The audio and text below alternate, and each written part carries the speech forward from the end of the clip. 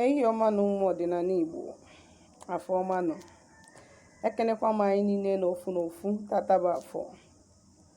Wee na-asị ka chi tata bụ afọ fụtara anyị ndụ, fụtara anyị udo na agamniru, fụtara anyị ihe akụ akụ na ihe enwe enwe, ogologo ndụ na-arụ isi ike. Asị m na tata ụgbọ anyị ji wepụta taba afọ malụ mma, mana nke anyị eji wee nata ya kia mma. Asị m ka ọmaka melụ mmadụ niile. Asị m na anyị apụtarịrị ife na anyị elu ude, anyị adịka echi, maka na echi ada agwụ agwụ. Asị m ka chi anyị na ezumezu mmụọ niile anyị na-achọrọ aja gozie anyị tata bụ afọ, ka aja anyị Igbo bụrụ anyị ụzọ kpere anyị azụ, mee ka ebe ọbụla anyị zọrọ ụkwụ n'obodo ụwa niile gba gburugburu ka anyị zọta ihe ọma, anyị zọkwa n'ụkwụ na aja anaba anyị azọta ndụ, zọta udo, zọta agamniru. Asị m na aka anyị na-ama nzu ama mmanata unyi. Asị m na ọfọ niile anyị na-agọ bụ ọfọ ndụ na ọfọ nchekwa ya dị ụta anyị si gọ ya. Tata bụ afọ na nkwọ na eke na orie n'afọ na-anọ n'ụbọchị na-anọ ise. Ọ bụkwa m onye nke gị Nwaada gbara ọma ụzọ mmiri, ọkwa m onye mgbasa ozi ọma ọdịnala Igbo, bụrụkwa dibịa Igbo. Anyị na-agbakwa afa na-alụ olu mmụọ dị iche iche. Anyị na-agba afa, gbakwa afa miri emi ọfụma ọfụma, nyelu gị aka ịghọta ihe dị n'ọdịnala, maka na ọdịnala bụ ụzọ ndụ, ụzọ eziokwu. Wee jiri ohere a wee na-agwa ụmụ Igbo, na-asị ụmụ Igbo ka anyị na-achịtaba n'azụ n'ọdịnala Igbo, maka na ọdịnala bụ ụzọ ndụ na ụzọ eziokwu. O usoro ndị ichie anyị na ndị mbụ na ndị egede si wee kpee elu Chukwu okike abịa ma wee bie ndụcha isi awọ, mmụọ ọzụzụ nwoke, mmụọ ọzụzụ nwaanyị. Isiokwu ji maka ya wee bịa tata bụ how to conquer dark forces in ọdịnala Igbo. How to conquer dark forces in ọdịnala Igbo.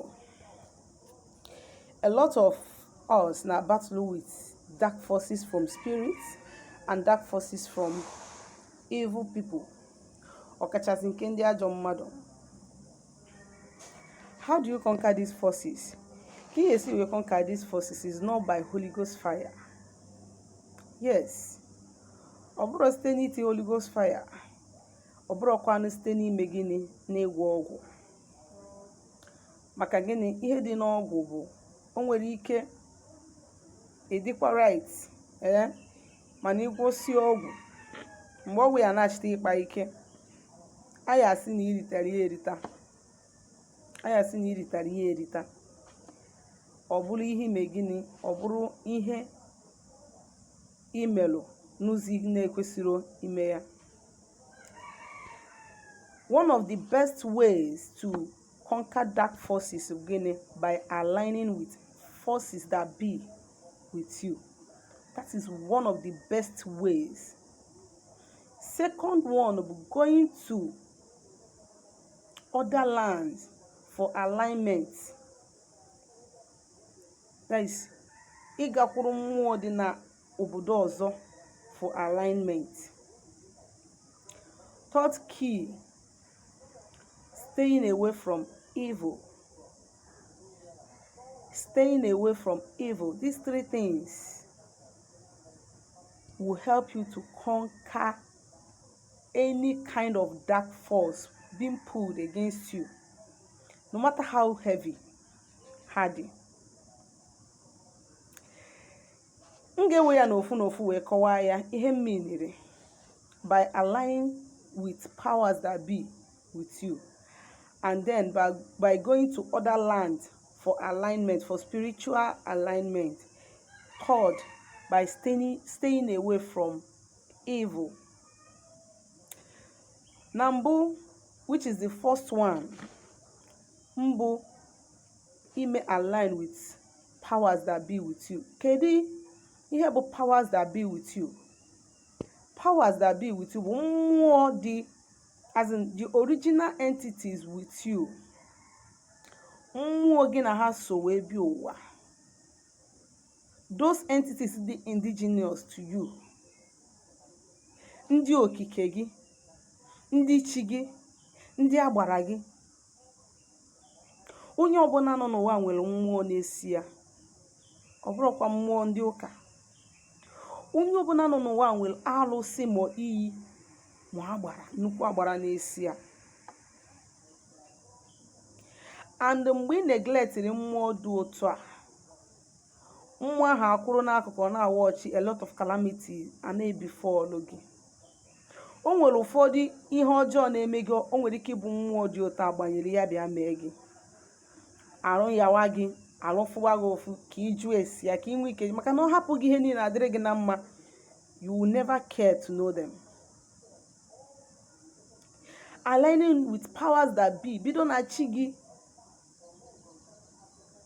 mmụọ na-eso gị be nna gị, ikwu nne gị, ibido na ndị ichie gị, chukwa ha. How do you find out about all these entities? And ị ga-eji wee chukwa ha site n'afa, ịjụ ese, ịgba afa. Now that is that one. Ndị mmiri gị so na the original forces and powers that be with you.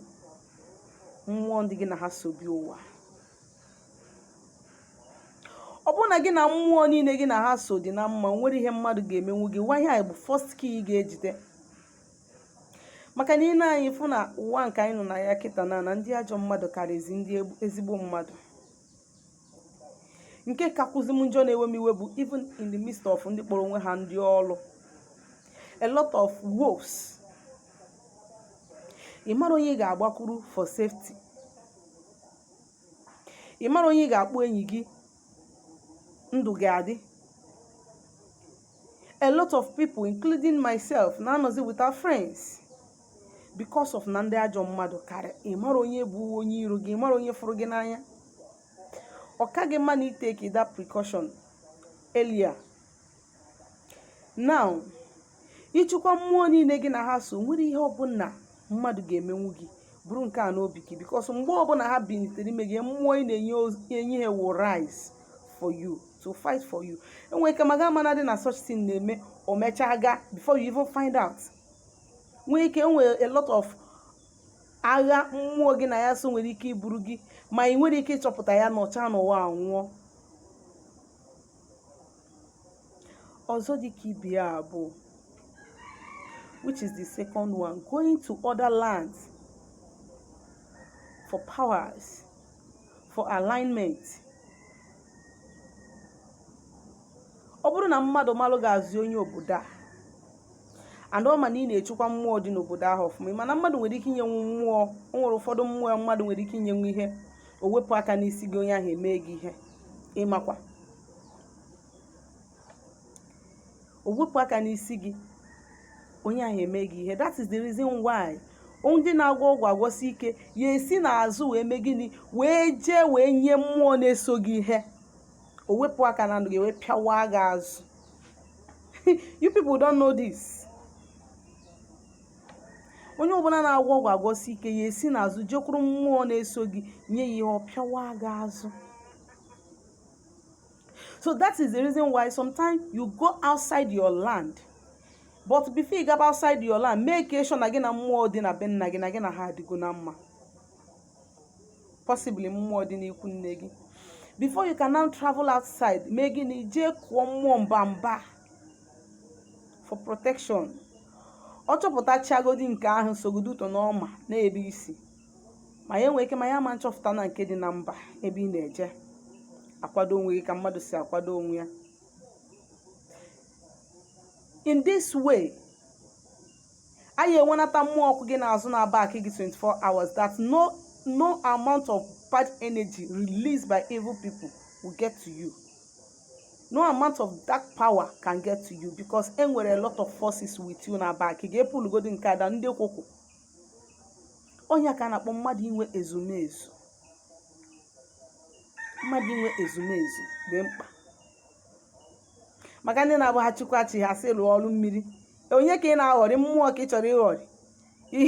N'elu m chi m ka m lụọ ọrụ mmiri, menụrụ m chi m ka m lụọ ọrụ mmiri, na ndị mmiri enyego, which means na ọ bụ na ndị mmiri adịghị enye gị nsogbu, gị nwa amara na ọ dị mkpa na gị nwa ga-echukwa mmụọ gị na ha so. Ihe ọ pụtara na ọ bara uru mmụọ ịjụ akwa. The third thing bụ staying away from evil.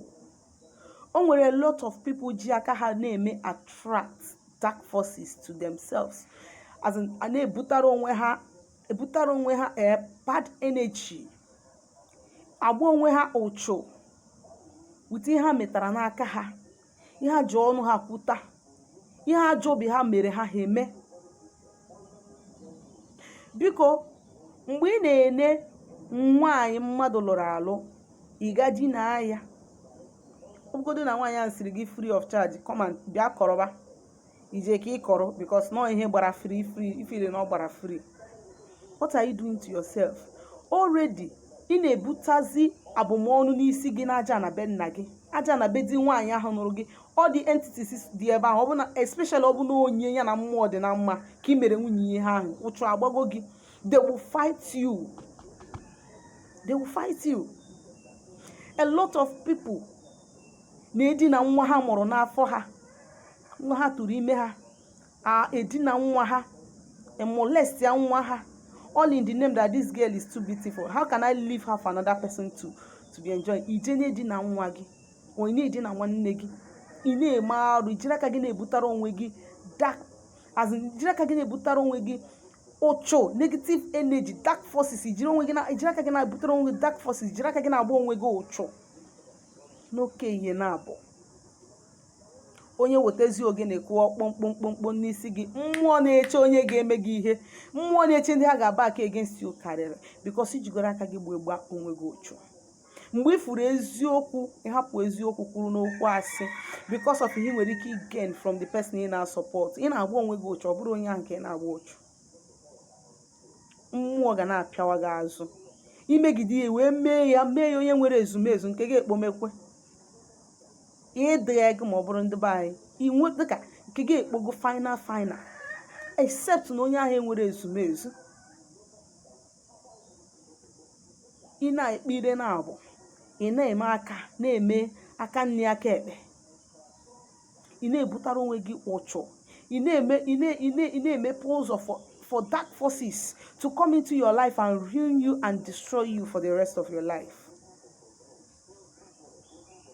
Ị agba mbọ make sure that what you are going through today abụrụ gị nwa tinyere onwe gị.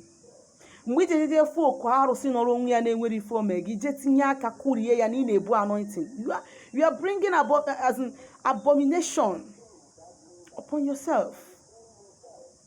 Mgbe ijeje fụ mmụọ nọrọ onwe ya na-enwere ebe o si wee mejọọ gị, ka igosi na ị na-asụ nonsense tongue, ka igosi na ime nke a na ime nke a, ka igosi na ịdị too powerful, na ịdị too much, na ihe mmadụ na-ama mmenwu na ị ga-emenwu ya. My dear, you are caging yourself.